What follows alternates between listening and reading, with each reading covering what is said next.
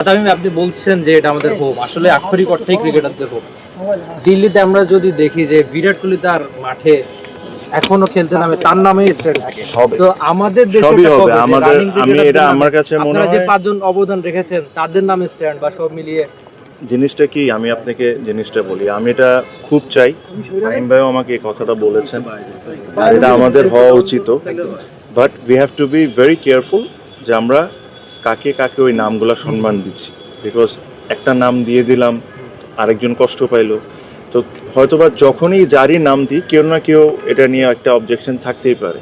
তো এটা নিয়ে আমরা প্ল্যান করছি যে আসলে কোন ফরম্যাটে যাব, হোম টাউনে হোম প্লেয়ারদের নাম দিব না ন্যাশনাল স্টেডিয়ামে ন্যাশনাল প্লেয়ারদের নাম দিব। আবার কিছু এখানে অর্গানাইজার্স আছেন, তাদের বাংলাদেশ ক্রিকেটে ম্যাসিভ কন্ট্রিবিউশন, তাদেরও নাম থাকা উচিত আমি মনে করি।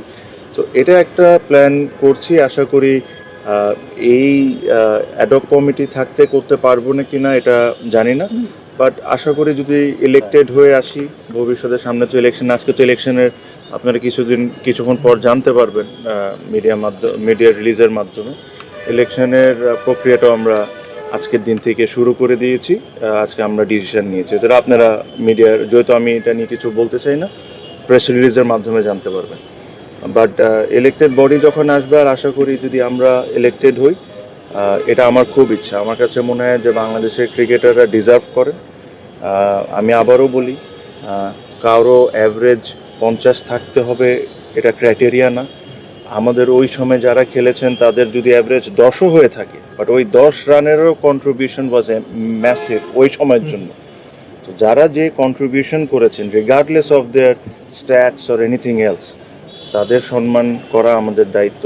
আমরা ওই জিনিসটা খুব ট্যাক্টফুলি চিন্তা করে কেমনে কাকে কোন জায়গায় আমরা তাদের নাম দিতে পারি, এই জিনিসটা আমি ইনশাল্লাহ আশা করি এটা আমি করে দিয়ে যাব।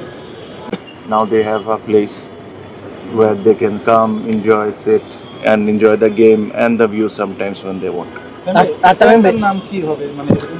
একটা নাম নিয়েছি, ওগুলা যখন রেডি হবে তখন রিভিল করি। একটা নাম তো আমরা অবশ্যই ঠিক করেছি। আমি জাস্ট যেহেতু এখন কাজটা ভিজিবল হয়ে যাচ্ছে, আমি যদি না অ্যানাউন্স করতাম তাহলে আপনারা গুতা করে বের করে নিতেন কোনো এক জায়গা থেকে যেটা কি হচ্ছে। তো এই কারণে আমি ফাহিম ভাই চিন্তা করলাম যে আজকে এই জিনিসটা আপনাদেরকে একটা আপডেট দিয়ে দিই। সো এটা আই হোপ যারা আমাদের ক্রিকেটাররা আছেন ওনারা এটা লাইক করবেন। লাস্ট কোয়েশ্চেন, মানে 3 উইকসের মধ্যে একটা ম্যাসিভ নিউজ, সেটা হচ্ছে তামিম ইকবাল মুখ খুললেই হচ্ছে হাহারিয়া সোশ্যাল মিডিয়ায়। আর এখন তামিম ইকবাল যাই করে সবকিছুতে এটা আসলে লাভ সাইনে হয়ে গেছে। জিনিস হলো মানে না, আমি যখন হাও দিত তখনও আমার কোনো রিয়াকশন ছিল না, যখন লাভ দিচ্ছে এটাও আমি অত বেশি খেয়াল করছি না। বাট আমার কাছে মনে হয় আমাদের দেশে একটা জিনিস খুব ভালো, যে আপনি মানুষ অপছন্দ করতে পারেন, বাট আপনি কাজ অপছন্দ করেন না। আপনি যদি ভালো নিয়তে আগান, আর এটা খালি তো আমার ব্যক্তিগত ব্যাপার না, এখানে ফাহিম ভাই আছেন, আমাদের অন্য বোর্ড ডিরেক্টর আছেন, একই মেন্টালিটির মানুষজনও থাকা খুব ইম্পর্টেন্ট। তো আপনি যদি ভালো কাজ করেন, মানুষ আপনাকে এমনি অ্যাপ্রিসিয়েট করবে, দ্যাট ইজ, আমি ওটা নিয়ে একদমই ওয়ারিড না।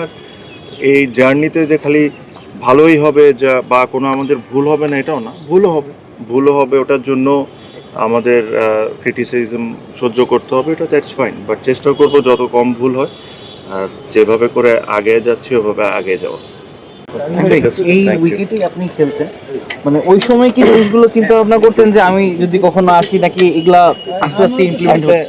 না, ইমপ্লিমেন্ট ভাইয়া একটা জিনিস কি, যে আমি সবসময় একটা জিনিস ফিল করি যে ধরেন 15, 16, 17 বছর আমি যাই ক্রিকেট খেলেছি, ক্রিকেট খেলার সময় আমার 18টা বা 1800টা কমপ্লেন ছিল, যেটা না, ওটা না, এটা না, ওটা না।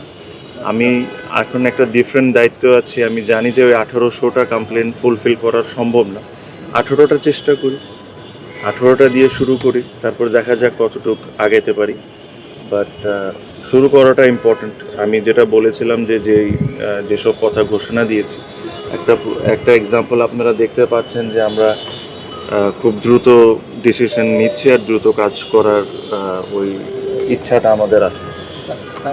সব ধরনের খেলার খবর পেতে সাবস্ক্রাইব করুন, সঙ্গে থাকুন খেলার পাতার।